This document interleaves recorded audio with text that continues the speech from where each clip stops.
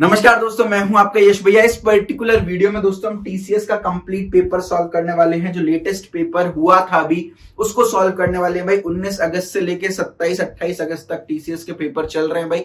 एक एक करके हम सारे पेपर सॉल्व करेंगे। 19 अगस्त से हम स्टार्ट करने वाले हैं। स्लॉट 1 9 AM to 12 PM का पेपर हम यहाँ पर सॉल्व करने वाले हैं भाई। न्यूमेरिकल एबिलिटी पर फोकस करने वाले हैं। ऑलरेडी मैं इसका पार्ट 1 बना चुका हूं, डिस्क्रिप्शन में आपको लिंक मिलेगी, उसको बाद में देख लीजिएगा। पहले पार्ट 2 फिनिश कर लीजिए, दोनों पार्ट अपने आप में इंडिपेंडेंट है, तो डिस्क्रिप्शन में से पार्ट 1 भी देख लीजिएगा भाई। सारे पेपर्स में आपको सॉल्व कराने वाला हूं, टेंशन वाली बात नहीं है भाई। एक छोटा सा अपडेट, अगर आप प्लेसमेंट की प्रिपरेशन कर रहे हैं, सिंसियरली प्रिपरेशन करना चाहते हैं, तो आप हमारा मेरा प्लेसमेंट होगा कोर्स चेक कर सकते हैं। जिनको कोर्स की डिटेल ऑलरेडी पता है, वीडियो को 30 सेकंड्स के लिए स्किप कर दीजिए। जिनको नहीं पता उनको मैं बता देता हूं भाई। सारी आईटी कंपनीज का यहाँ पर आपको कंटेंट प्रेजेंट है। Complete aptitude, logical reasoning, verbal ability, coding, computer science, interview and resume preparation. उसके अलावा कंपनी स्पेसिफिक में TCS, Wipro, Capgemini, Infosys, Cognizant, AMCAT, Accenture, InfyTQ, Hexaware, LTI, ये सब कुछ यहाँ पर बच्चों आपके लिए प्रेजेंट कर रखा है। 31,000 से ऊपर बच्चे इस कोर्स को ले चुके हैं। हर 19 मिनट्स में एक कोर्स जा रहा है भाई। ये आपको प्राइस डिटेल दिख रही है। अगर आपके पास समय कम बचा है कि भैया 15 दिन बाद ही मेरा पेपर है, तो मैं आपको रिकमेंड करूंगा 30 डेज वाला प्लान चेकआउट कीजिए। 30 डेज वाला प्लान लीजिएगा। इस कोर्स के अंदर ना आपको placement preparation in 50 hours rapid fire crash course भी मिलेगा साथ में। तो जिनके पास समय कम बचा है, पूरा कोर्स देखने की बजाय आप इस रैपिड फायर कोर्स को देख सकते हो। प्लस जो भी कंपनी आपके कॉलेज में आ रही है, उस पर्टिकुलर कंपनी का सुपर सेट कोर्स आप चेकआउट कर सकते हो। आराम से आपका 5 से 6 दिन में प्रिपरेशन हो जाएगी, अगर दिन का आप 10-10 घंटा डेली देते हो तो। राइट, चलिए भाई स्टार्ट करते हैं। कोई भी कंफ्यूजन हो, डाउट हो कोर्स के रिगार्डिंग, ये कांटेक्ट नंबर्स हैं, आप इन पर कांटेक्ट कर सकते हो भाई। और हमारा सक्सेस रेशियो देखो, 12,000 के ऊपर बच्चे इस कोर्स में प्लेसमेंट ले चुके हैं भाई। सारी फोटोज दिख रही हैं, आप देख सकते हैं भाई। स्टार्ट करते हैं आज का सेशन। पहला क्वेश्चन आपकी स्क्रीन पर है, परसेंटेजेस पर ये क्वेश्चन पूछा गया था। देखिए क्वेश्चन को समझते हैं। दिया क्या गया था भाई, एक कोई पर्सन है, invested 2/3 of his capital at the rate of 6%, 1/5 at the rate of 10% and the remainder at the rate of 15%। His annual income is this, the capital will be. भाई पहले समझो क्या पूछा गया है। एनुअल इनकम पूछी गई है, यानी जो कमाई कर ली उसने इस कैपिटल से, वो पूछा गया है। तो आपको बोला गया भाई एनुअल इनकम माफ कीजिएगा दी हुई है, यानी जो कमाई की है कैपिटल में से, ब्याज से जो कमाई की गई है वो 3600 दे रखी है। आपसे पूछा गया एक्चुअली कितने पैसे उसने ब्याज पे लगाए। भाई आप इस बात को समझो, 2/3 दे रखा है, फिर 1/5 दे रखा है, फिर रिमाइंडर पूछा है। तो पहले ये रिमाइंडर फ्रैक्शन वाइज कितना है ये निकाल लेते हैं। तो भाई 2/3 प्लस 1/5 मैं अगर मैं इस रिमाइंडर को ऐड करूं तो टोटल फ्रैक्शन मेरा 1 बनना चाहिए। राइट, तो एक काम करते हैं, पूरा 15 बना लेते हैं। यहाँ 5 का मल्टीप्लाई 5 का डिवाइड कर देते हैं, यहाँ पे 3 का मल्टीप्लाई 3 का डिवाइड कर देते हैं, यहाँ पे 15 का मल्टीप्लाई एंड 15 का ही डिवाइड कर देते हैं। ठीक है, तो ये हो गया 10/15। पहला फ्रैक्शन 2/3 की जगह लिख दिया 10/15। This will be 3/15, right, plus this is equal to 15/15। थोड़ा सा जल्दी कैलकुलेशन करेंगे। आप देखिए 10 और 3 13 होता है, 15 में से 13 गए तो अल्टीमेटली यहाँ पर क्या आ जाएगा, 2/15 आ जाएगा। अब मैं इसी को स्टैंडर्ड मानते हुए चलता हूं, कैलकुलेशन थोड़ा जल्दी हो जाएगा। एक फ्रैक्शन है 10/15, एक फ्रैक्शन है 3/15 और तीसरा फ्रैक्शन है 2/15। अब ये जो 10/15 है, 2/3 को मैं लिख रहा हूं 10/15, है ना। ये मैं टोटल कैपिटल P मान लेता हूं, जो मेरे को निकालनी है भाई P जो है वो टोटल कैपिटल है। अब इसका 2/3 यानी 10/15 2/3 एक ही बात है। इस P का 2/3 या 10/15 लिख सकते हैं। इस पर क्या रेट पर इंटरेस्ट मिल रहा है, 6% मिल रहा है भाई। तो 6% को मैं 6/100 लिख सकता हूं। तो इस अमाउंट का 10/15 P का 6/100 पार्ट हमको मिल जाएगा। प्लस सेकंड क्या बोल रखा है, 1/5। 1/5 को मैं 3/15 लिख रहा हूं। तो इस P का 3/15 में ले रहा हूं और इस पर मेरे को 10% मिल रहा है, इसलिए 10/100 हो गया। और तीसरी इक्वेशन क्या है, 2/15। रिमेनिंग मतलब 2/15 वाले पार्ट पर, 2/15 पार्ट ऑफ P पर व्हाट आई एम गेटिंग 15%। और ये मेरी टोटल इनकम हो गई, जो इंटरेस्ट से टोटल इनकम आई वो हो गई। And this is given as 3600। आपसे P की वैल्यू पूछिए भाई, बहुत आसानी से निकल जाएगी। देखो भाई यहाँ दिमाग लगाओ, 15 और 100 और P जो है वो कॉमन आ रहा है सब में से। P/15 × 100 जो है वो कॉमन आ गया।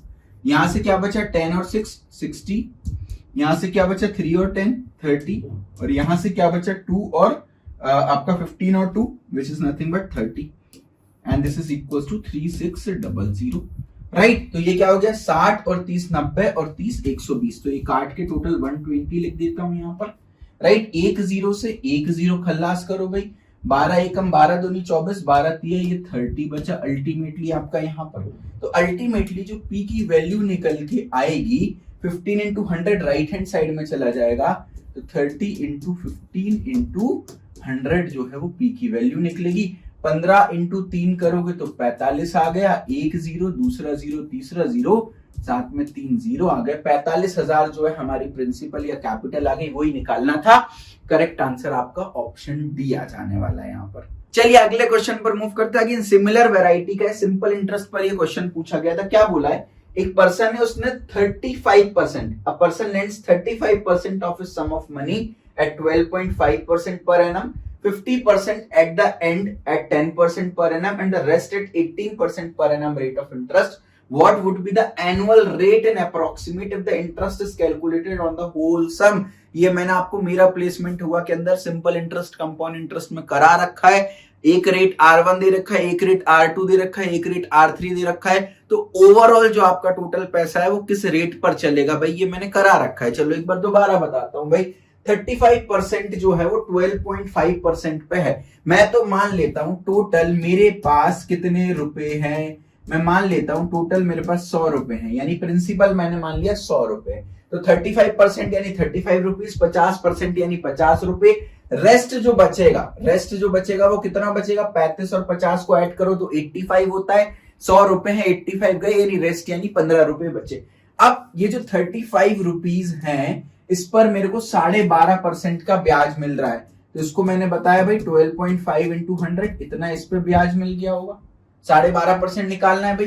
प्लस सेकंड वाले पे 50 रुपए पे मेरे को कितना मिल रहा है भाई, 10% ब्याज मिल रहा है, तो 10/100 कर दिया। और तीसरा बचा क्या, 50 और 35 85 यानी 15 बचा, और इस पर कितना मिल रहा है मेरे को 18% आपको टोटल ब्याज मिल रहा है। आपसे पूछा क्या गया है, आपसे ये पूछा गया है कि ओवरऑल रेट आपका कितना निकल के आ रहा है। तो मैं तो टोटल ब्याज जो है वो निकाल ले रहा हूं, फिर जो टोटल ब्याज है वो कितना आया, तो मैं यहां से मेरे को एक्चुअल अमाउंट पता रहेगा, फाइनल अमाउंट पता चल जाएगा ब्याज के बाद। तो वहां से मैं कैलकुलेट कर लूंगा कि कितना रुपए मैंने ब्याज में कमाया, यानी कितना परसेंट मैंने ब्याज में कमाया। एक काम करते हैं, सबके डिनोमिनेटर में 100 है तो मैं इसको 100 ही रहने देता हूं, ऊपर वाली क्वांटिटीज को अपन मल्टीप्लाई कर देते हैं। तो 1/100 जो है वो कॉमन आ गया। यहां अपन ने 35 में 12.5 का मल्टीप्लाई कर दिया, ये हो गया आपका 500, और ये हो गया 15 इंटू 18 कर दो भाई 180, और 180 का आधा 90 विच इज नथिंग बट 270 आ गया यहाँ से, right, if I am not wrong. 80 into 10 180 और 5 यानी आधा 90 270 आ गया ये, ठीक है। अब 35 में 12.5 का मल्टीप्लाई करना है, तो भाई आप डायरेक्टली कर लेना, कैलकुलेटर भी अलाउड था वैसे तो। 5 पंजे 25 की 5 हंस ले दो, 5 दूनी 10 11 12 का 2 कैरी ओवर 1, 5 एकम 5 और एक ये 6 आ गया, ठीक है। 125 इंटू 3 कर दोगे तो कितना हो जाएगा 375 आएगा, राइट। तो डायरेक्टली लिख देते, 125 में 5 का मल्टीप्लाई करो तो 625 आ रहा है, 125 में 3 का मल्टीप्लाई 375 5 7, राइट। यहां से हो गया 13 का 3 कैरी ओवर 1, 4375 जो है वो आपका टोटल आ गया, यानी 437.5 रुपीज, राइट। ये यहां से आ गया, 500 रुपए आपके यहां से आ गए और 270 रुपए आपके यहां से आ गए। तो 0.5 यहां से आ गया, यहाँ 7 बचा, यहाँ 0 कैरी ओवर 1 आ गया, 5 और 5 10 2 12, टोटल 1207.5 रुपए, 1207.5 डिवाइडेड बाय 100 रुपीज, यानी अगर मैं फिर 100 से डिवाइड कर दूंगा तो 12.075 रुपीज जो हैं वो मैंने एज अ इंटरेस्ट कमा लिए, यानी 12.075 रुपीज एज अ इंटरेस्ट कमा लिए। टोटल 100 रुपए मैंने दिए थे भाई आपको, तो आपको टोटल 100 रुपए दिए थे, टोटल मेरे को 12 रुपए लगभग इन द एंड मिल गए। तो कितना परसेंट मिल गया, 100 पे 12 मिल रहा है, यानी ओवरऑल मुझे 12% मिल गया। अप्रोक्सीमेटली पूछा था, तो अप्रोक्सीमेटली मेरे को 12% मिल रहा है। तो कितना इंटरेस्ट है on the whole sum, answer is option A, 12% interest मेरे को मिल गया होगा पूरे सम पर। चलिए भाई नेक्स्ट क्वेश्चन पर मूव करते हैं। लीनियर इक्वेशन पर ये सवाल पूछा गया था, which of the following point lie in the region of inequations. आपको 3 इनइक्वेशंस दे रखी है। पहली दे रखी है x greater than equal to 1, दूसरी दे रखी है y greater than equal to 1 और तीसरी दे रखी है x plus Y should be less than equal to 6। अब ये तीनों इनइक्वालिटी सेटिस्फाई होनी चाहिए और आपको बताया कि इनमें से कौन सा पॉइंट जो है वो इस रीजन में लाई करेगा। भाई वैसे तो इनइक्वालिटीज का क्वेश्चन आता है, इनइक्वेशंस का क्वेश्चन आता है तो ग्राफ बनाना बेटर होता है, बट यहाँ पर आपको ग्राफ बना के भी नहीं देखना था, डायरेक्टली ऑप्शन से आप अटैक कर सकते थे। भाई क्या 2,5 लाई करेगा? 2,5 इन तीनों कंडीशंस को सेटिस्फाई करना चाहिए। तो भाई पहली बात तो x और y का सम जो है 6 या उससे छोटा होना चाहिए। तो मैं पहला x मानता हूं, दूसरा y मानता हूं। x, y स्टैंडर्ड कोऑर्डिनेट होते हैं, तो यहां पर x की वैल्यू 2 है, y की वैल्यू 5 है। जब मैं x प्लस वाई करूंगा 2 प्लस 5 7 आ जाएगा। It should be less than equal to 6, तो ये तो आंसर नहीं हो सकता।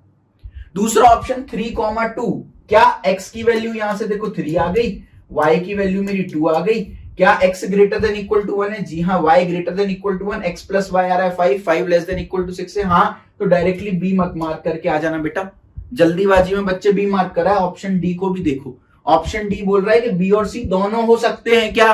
तो भाई एक बार सी और चेक कर लो, 4,2 और चेक कर लो भाई। तो x की वैल्यू यहां से आ गई बेटा 4, y की वैल्यू आ गई 2, x greater than equal to 1, जी हाँ, y greater than equal to 1, हाँ जी भाई 4 और 2 दोनों 1 से बड़े हैं। 4 प्लस 2 क्या लेस देन इक्वल टू 6 है? लेस देन और इक्वल टू, तो 4 प्लस 2 जो है मेरा 6 आ रहा है। यस, इक्वल टू वाली कंडीशन यहां पर सेटिस्फाई हो रही है, यानी सी भी मेरा सेटिस्फाई हो रहा है। तो आंसर बी या सी नहीं होगा, आंसर होगा डी।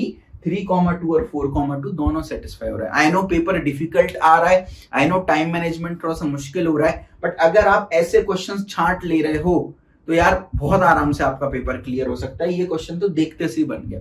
तो आपको सिलेक्ट करने थे अपने काम के क्वेश्चन। भाई ये पूरा ओवरऑल चैलेंज जो है वो आपके लिए आ रहा था। तो जिसने भी भाई सही क्वेश्चन छांट लिए भाई उसका पेपर बहुत आराम से निकल गया। इसलिए हम बोलते जितने टेस्ट आप दे सकते हो ना उतना अच्छा है। टेस्ट के हेल्प से आप टाइम मैनेजमेंट और क्वेश्चन चूज करने का आर्ट जो है वो सीख जाते हो। चलिए अगले क्वेश्चन पर मूव करते हैं। परम्यूटेशन एंड कॉम्बिनेशन पर ये क्वेश्चन पूछा गया था, fill in the blank type question था। भाई आपको बोला है 5 डिजिट नंबर आपको लिखना है 1 2 3 4 एंड 5 की हेल्प से यूजिंग एग्जैक्टली वंस। भाई हर एक डिजिट को आपको एग्जैक्टली वंस यूज करना है यहाँ पर। Such that the number is divisible by 4, how many such numbers are there. कितनी बार इस टाइप के क्वेश्चंस मैंने कराए हुए हैं मैं आपको बता भी नहीं सकता। भाई 5 डिजिट के नंबर हैं। मैंने MPH मेरा प्लेसमेंट होगा कोर्स के अंदर 33 वीडियोस दे रखे हैं परम्यूटेशन कॉम्बिनेशन में, ये भी करा रखा है डिजिट वाला क्वेश्चन। 5 डिजिट नंबर आपको बनाना है, 4 से डिविजिबल होना है। 1 2 3 4 एंड 5 डिजिट्स को सबको एग्जैक्टली एक एक बार यूज करना है। मेरे भाई मैं तो बोलता हूँ लिख दो 4 का पहाड़ा। 4 8 12 16 20 24 28 देन 32 देन 36 देन 40 44 48 52 56 60 और आगे मत लिखो क्योंकि नंबर ही मेरे पास 1 2 3 4 5 है। आगे जितने भी मल्टीपल्स होंगे उनमें 6 आ रहा होगा, राइट। और 4 से डिविजिबल होने के लिए आखिरी की 2 डिजिट दरअसल 4 से डिविजिबल होनी चाहिए। तो मैं 4 के वो सारे मल्टीपल्स निकालूंगा जो कि 2 डिजिट के अंदर आ जाएं। आगे आप कोई भी नंबर ले लो, 64 68 72 76 80, ये सारे के सारे इन सब में 6 7 8 9 आने वाला है, जबकि हमारे पास 1 2 3 4 5 ही डिजिट्स यहाँ पर प्रेजेंट है, राइट। तो मेरे पास जो काम के केसेस हैं वो इतने हैं केवल। अब इसमें से मैं कुछ कुछ केसेस हटाऊंगा। 0 4 हटा दूंगा, क्यों? 0 है ही नहीं। 1 2 3 4 5 ये डिजिट है। 0 8 हटा दूंगा। 1 6 हटा दूंगा, क्यों? 6 नहीं है यहाँ पर। 8 और 0 दोनों नहीं है, यहाँ पर 0 नहीं है, ये हटा दो। 8 नहीं है, हटा दो भाई। 6 नहीं है, हटा दो। 0 नहीं है, हटा दो। 4 एक ही है मेरे पास, यहाँ 2 ले रखे, हटा दो। 8 नहीं है, हटा दो। 6 नहीं है, हटा दो। 6 और 0 दोनों नहीं है, हटा दो। ये तो सब एनीवेज हटा दो। तो काम के केस कौन से बचे? 12 24 32 और 52। 12 24 32 और 52। तो स्टार्टिंग की 3 डिजिट आप देख लेना भाई, लेकिन आखिरी की 2 डिजिट में मैं एक बात आपको बता देता हूं, या तो 1 2 आएगा, या तो 2 4 आएगा, या तो 3 2 आएगा, या तो 5 2 आएगा। ये 4 केसेस बन गए भाई, है ना। अब हम सारे केसेस सॉल्व कर दे। अब यहां पर 3 नंबर आ गए, स्टार्टिंग में 2 नंबर आ गए, आखिरी में स्टार्टिंग में कुछ भी आए कोई फर्क नहीं। तो यहां पर आपके पास जो भी बचे हुए नंबर्स हैं, 5 में से 2 नंबर ऑक्यूपाई कर लिए, 3 नंबर बचे हैं। तो यहाँ पर पहली प्लेस को 3 तरीके से, दूसरी प्लेस को 2 तरीके से, तीसरी प्लेस को 1 तरीके से, या जो 3 रिमेनिंग नंबर है उनको 3 प्लेसेस में 3 फैक्टोरियल वेज में अरेंज कर सकते हैं। यानी 3 फैक्टोरियल का मतलब क्या होता है? 3 इंटू 2 इंटू 1, यानी 6 वेज में अरेंज कर सकते हैं। तो बची हुई 2 जगह यहाँ 6 तरीके से, यहाँ पर भी 6 तरीके से, यहाँ पर भी 6 तरीके से यहाँ पर भी 6 तरीके से इन सबको ऐड कर दो, क्योंकि ये अलग अलग केसेस हैं भाई, तो 6 तरीके, टोटल 24 वेज जो है वो हमारा आंसर निकल के आ रहा है। समझाने में इतना टाइम लिया, जब आप खुद से सॉल्व करते, मैं लिख के देता हूँ क्वेश्चन, पढ़ने में सॉल्व करने में 30 सेकंड से ज्यादा नहीं लगते तुमको। 24 जो है वो इसका करेक्ट आंसर आ गया। तो अगेन यार इजी क्वेश्चन आपको छांटने थे भाई। यहाँ पर देखो परसेंटेज पर ये सवाल है, अगेन इससे इजी क्वेश्चन नहीं बन सकता भाई। क्या बोला, at an academic institution the breakup of holidays in 2016 was under 52 weekends, 30 days of summer vacation which includes 4 weekend, autumn and winter break of 10 days inclusive of 1 weekend, 14 holidays on a special occasion which was a Saturday and 1 Sunday. What was the percentage correct up to 2 decimal places of the number of holidays? आपको percentage बताना है कि कितनी total holidays आपको मिली है भाई। अब इधर पे ध्यान दो, 2016 की बात की है। First of all it's a leap year my dear, leap year की बात यहाँ पर कर रहे हैं, ठीक है, इस बात का ध्यान रखना है ना। लीप ईयर है तो टोटल नंबर ऑफ डेज, बच्चे यार इस चीज को इग्नोर कर गए थे, ध्यान ही नहीं दे पाए, लास्ट तक आए तो भूल गए। क्वेश्चन क्या दे रखा है, टोटल आपको 366 डेज लेना है, परसेंटेज निकालना है, तो ऑब्टेन अपॉन टोटल इनटू 100 लिखोगे तो टोटल आ गया 366। आपको ये देखना है कितनी हॉलीडेज हैं टोटल भाई। आपको ये बोला गया 52 वीकेंड्स भाई, है ना। अब तो आप आईटी जॉब करोगे तो आपको पता ही होगा वीकेंड की क्या वैल्यू होती है भाई, वेट करते हैं वीकेंड का, सैटरडे और संडे। तो 52 वीकेंड नहीं, यानी 52 सैटरडे और 52 संडे, यानी डबल कर दो तो टोटल 104 छुट्टियां। अभी मैं इसको वीकेंड को अलग लिख देता हूँ, 52 वीकेंड है, ये तो मेरे हॉलीडेज हैं ही सही। अब आपको बोला है 30 डेज मिल रहे हैं समर वेकेशन का, तो 30 डेज में 4 वीकेंड ऑलरेडी इंक्लूडेड है, तो मैं तो 30 डेज यहां मान लेता हूं टोटल, और 4 वीकेंड यहां से माइनस कर देता हूं, तो 48 वीकेंड बचे। यहां से क्यों माइनस कर दी, क्योंकि यहां काउंट कर लिए, है ना। ये इजी तरीका है। कई लोगों ने यहां पर क्या किया कि वीकेंड ऐसे ही रहने दिए, दिनों में से घटा दिए भाई, बहुत सारे केसेस है, तो दिन को ऐसे ही रखो, वीकेंड कम करते जाओ ना। तो 4 वीकेंड ऑलरेडी यहां इंक्लूड कर लिए, तो यहां से माइनस कर लिए। अब क्या बोला, ऑटम एंड विंटर ब्रेक है 10-10 दिन का, और हर उसमें एक एक वीकेंड आ गया, 10 दिन में एक वीकेंड आ ही जाता है, तो 10 छुट्टियां समर की, 10 यहाँ की, और एक 2 वीकेंड और माइनस कर दो, 46 वीकेंड बचे टोटल हमारे पास, ठीक है। 14 हॉलीडे मिले स्पेशल ओकेशन का, जिसमें एक सैटरडे और एक संडे है, तो 14 छुट्टियां यहां ले ली, एक सैटरडे एक संडे इंक्लूड, एक सैटरडे और एक संडे मिला के एक वीकेंड बनता है, तो एक वीकेंड और कम कर दो, तो टोटल कितनी छुट्टियां हो गई, 45 वीकेंड है, यानी 45 सैटरडे 45 संडे, तो 45 का डबल कर दो 90, ये छुट्टियां हो गई वीकेंड वाली। अब यहां फाइनली ऐड कर दी, तो 45 वीकेंड मतलब 90 छुट्टियां, ये 90 और 30 120, 130 140, 154 जो है वो टोटल छुट्टियां हो गई, upon total is 366 multiplied by 100। Calculator आपको पेपर में दे रखा था भाई, कुछ नहीं करना, कैलकुलेशन करके देख लो भाई। कैलकुलेटर अपन खोल लेते हैं, आपको बोला है 154 डिवाइडेड बाय 366 कर दोगे तो 42.07 आपका कुछ आंसर आना चाहिए। यहां पर कोई ऑप्शन दे रखा है कि 42.07, ये देखिए 08 दे रखा है, तो approximately up to 2 decimal places तक चाहिए, तो 42.08 will be the correct answer to this particular question. अब यहां पर देखो भाई, बहुत बढ़िया ऑप्शंस बनाए हैं। अगर आप 365 डेज ले लेते ना, तो आपका आंसर 42.19 आ जाता। तो बहुत सारे बच्चे ऑप्शन सी मार्क करके गए जल्दीबाजी में। मेरे भाई 2016 दे रखा है, एक लीप ईयर होता है 2016। कोई भी ईयर जो कि 4 से डिवाइड हो जाता है और सेंचुरी नहीं होता, तो वो लीप ईयर कहला जाता है भाई, समझ रहे हो। तो करेक्ट आंसर आपका ऑप्शन बी आ गया। तो थोड़ा सा केयरफुली आपको क्वेश्चन को पढ़ना है। चलिए भाई अगले क्वेश्चन पर मूव करते हैं। मेंसुरेशन एंड ज्योमेट्री, भाई अभी टीसीएस की लाइव क्लास ली थी, तो इस टाइप का क्वेश्चन मैंने आपको कराया था। वॉल्यूम इक्वल कर रहे हैं, जब भी एक शेप से दूसरे शेप में कन्वर्ट करते हैं, बाकी सारी चीजें बदल जाएंगी, लेकिन एक सख्त लौंडा होता है, वो होता है वॉल्यूम, वो कभी चेंज नहीं होता। मैंने आपको बताया था भाई, एक मेटेलिक सॉलिड क्यूब है, उसकी साइड दे रखी है 4 सेंटीमीटर, इसको मेल्ट करके एक हॉलो स्फीयर बना दिया। स्फीयर का इंटरनल रेडियस दे रखा है 3 सेंटीमीटर, अप्रोक्सीमेटली एक्सटर्नल रेडियस आपसे पूछा गया था, यानी क्यूब को कन्वर्ट किया स्फीयर में, तो वॉल्यूम प्रिजर्व रहेगा, वॉल्यूम सेम रहेगा।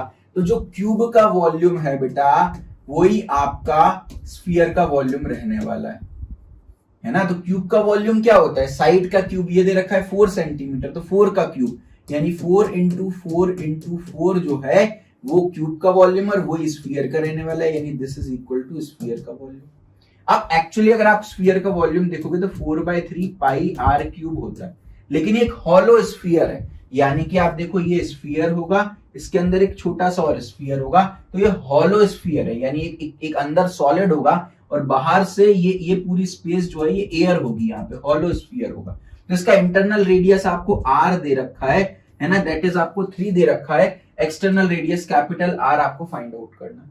तो कैसे निकालते हैं इसका वॉल्यूम? इसका वॉल्यूम ये निकालते हैं कि बड़ा वाला जो रेडियस है 4/3 पाई आर क्यूब, बड़े वाले स्फीयर का वॉल्यूम में से अगर मैं बड़े वाले के वॉल्यूम में से छोटा वाला वॉल्यूम माइनस कर दूं तो ये जो खाली एयर है उसका वॉल्यूम निकल जाएगा, हॉलो स्फीयर का वॉल्यूम निकल जाएगा।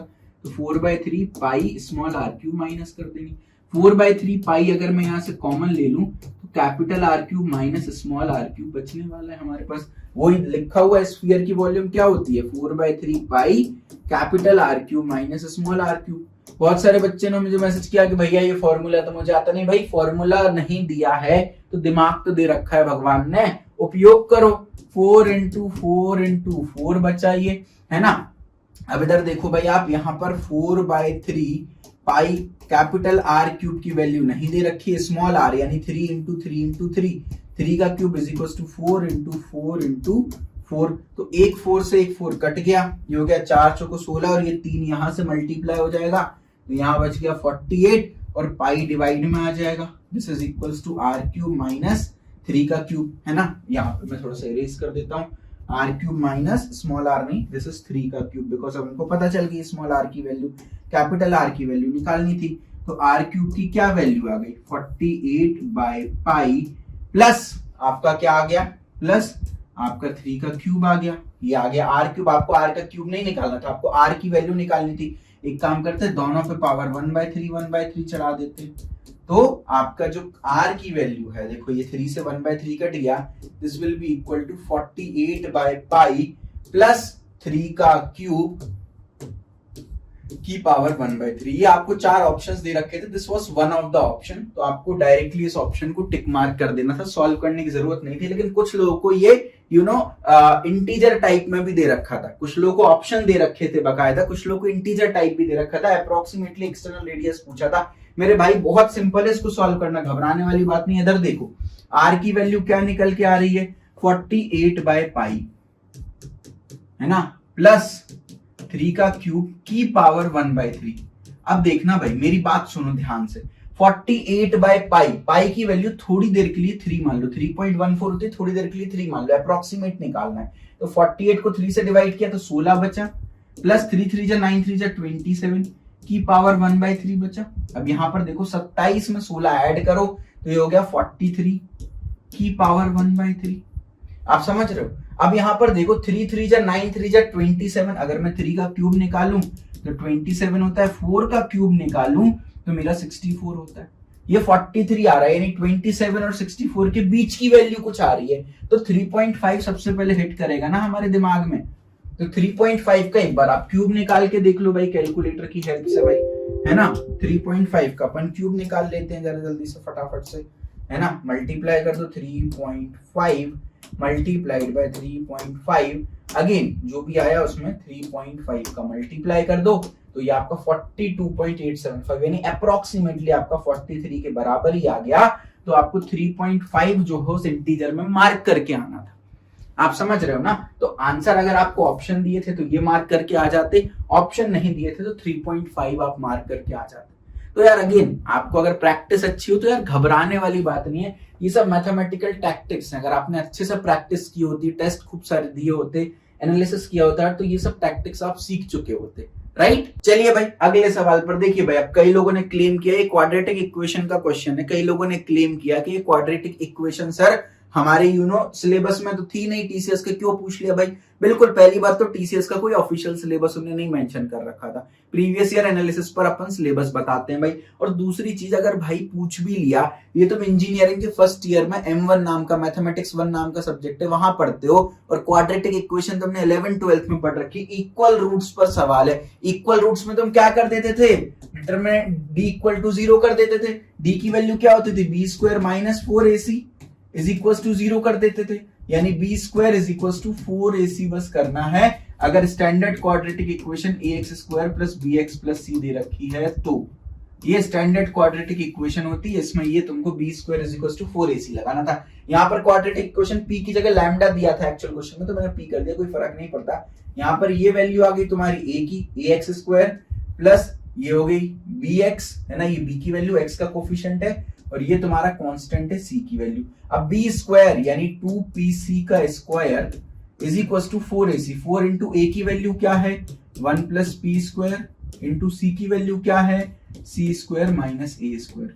तुमसे क्या पूछा गया है, a square into 1 plus p square, तो 1 प्लस p स्क्वायर और a स्क्वायर यहीं से तुमको मिल जाएगा, तो 2 into 2 4p square c square आ गया, is equal to 4 into 1 plus p square into c minus 4 into 1 plus p square into a square बचेगा तुम्हारा, यहाँ पर ये c स्क्वायर बचा, है ना। तो ये 4p स्क्वायर c स्क्वायर, यहाँ पर 4 इंटू 1 प्लस, पहले c स्क्वायर का इस पूरे में मल्टीप्लाई कर दिया, फिर a स्क्वायर का इस पूरे में मल्टीप्लाई कर दिया, इसके बीच में माइनस साइन आ गया क्योंकि माइनस a स्क्वायर। ऐसा क्यों किया, क्योंकि ये वाला टर्म मेरे को प्रिजर्व करके रखना था, क्योंकि यही मेरा आंसर है ना। तो अपन ने कुछ नहीं, अब देखो एक बहुत बढ़िया बात, प्यारी बात, 4 और 4 कॉमन आ रहा है, कैंसिल आ जाएगा, इसको नहीं छेड़ेंगे, ये एज इट इज चाहिए हमको।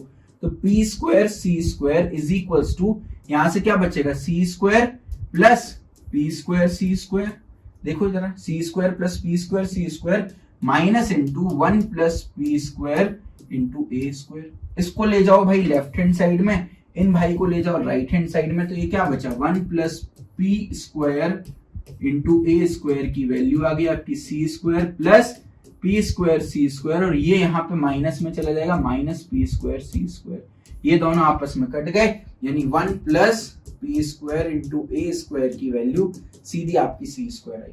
या तो डायरेक्टली आप यहां से भी काट सकते थे, तो 1 plus p square a square is equal to directly आपका c स्क्वायर निकल के आ जाता। Option A is the correct answer. तो क्वेश्चन देख के घबराना नहीं था भाई, d इज इक्वल टू 0 कर देना था, इक्वल रूट्स क्योंकि आपको गिवन थे यहाँ पर। अगेन अगला क्वेश्चन भाई, अगेन सेम पैटर्न पर आपसे पूछ लिया था, आपको एक क्वाड्रेटिक इक्वेशन दे रखी थी, बोला इसके इक्वल रूट है, k की वैल्यू बताओ, और आपको बोल दिया k की वैल्यू 3 नहीं हो सकती है। अगेन ये न्यूमेरिक टाइप क्वेश्चन था, यहाँ पर आपको आंसर खुद निकालना था इसका। तो अगेन एक स्टैंडर्ड क्वाड्रेटिक इक्वेशन क्या होती है, ax square plus bx plus c is equal to 0। अब ये तो मेरे साथ साथ सॉल्व करते चलो, अगर ये इक्वेशन है तो इक्वल रूट्स के लिए हम d इज इक्वल टू 0 करते हैं, यानी b square minus 4ac is equal to 0 करते हैं, यानी b square is equal to 4ac कर देते हैं। समझ रहे हैं आप इस बात को, है ना। अब इधर देखो भाई, इधर देखो, b स्क्वायर यानी b की वैल्यू क्या आ गई, ये आ गई, ये a की वैल्यू आ गई, और ये आपकी c की वैल्यू आ गई। तो a की वैल्यू लिख लेते हैं, a की वैल्यू k प्लस 3 आ गई, x स्क्वायर का कोफिशिएंट, b की value minus of 10 into k plus 3 आ गई, और c की वैल्यू आपकी आ गई 15 इंटू k प्लस 9। ये तीनों वैल्यूज अपने सामने निकल करके आ गई a b c की। आपको बोला है k की वैल्यू 3 नहीं हो सकती, लिख लो भाई, k की वैल्यू 3 नहीं हो सकती, इक्वल रूट से b square is equal to 4ac कर दो, यानी b का स्क्वायर यानी माइनस 10 इंटू k प्लस 3 का स्क्वायर कर दो is equal to 4ac। 4 into a की वैल्यू आ गई k प्लस 3, c की वैल्यू आ गई 15 इंटू k प्लस 9। ये हो गया भाई, चलो वेरी गुड, बहुत बढ़िया। तो माइनस है तो प्लस हो जाएगा, माइनस का स्क्वायर 10 इंटू 10 हो गया 100, k प्लस 3 का स्क्वायर हो गया इज इक्वल टू 4 इंटू 15 हो गया आपका 60, या इसको एक काम करो 4 इंटू 15 ही रहने दो, यहाँ पे क्या बचा k plus 3 into k plus 9 बचा, है ना। अब ये देखने में आपको लग रहा था क्वाड्रेटिक इक्वेशन का सवाल है, लेकिन एक्चुअली बेटा ये लीनियर इक्वेशन का सवाल है, क्योंकि ये एक स्क्वायर से एक k प्लस 3 कट गया, 2k प्लस 3 है स्क्वायर के अंदर, तो एक k प्लस 3 कट गया। क्यों काट सकते हैं, k की वैल्यू 3 नहीं है आपकी, है ना, k नॉट इक्वल टू 3, आपकी k की वैल्यू एक्चुअली ये 3 नहीं होगा, -3 दिया होगा, k not equal to -3, k की वैल्यू -3 नहीं हो सकती, क्योंकि -3 प्लस 3 अगर हम -3 रखें वैल्यू तो ये आपको 0 मिल जाएगा। तो टीम ने मिसप्रिंट कर दिया, k नॉट इक्वल टू -3 होगा, क्योंकि 3 में तो वैसे भी कोई दिक्कत नहीं है। -3 में दिक्कत क्या थी कि लेफ्ट हैंड साइड और राइट हैंड साइड दोनों 0 हो जाते, -3 यहाँ रखते, -3 यहाँ रखते, दोनों 0 हो जाते।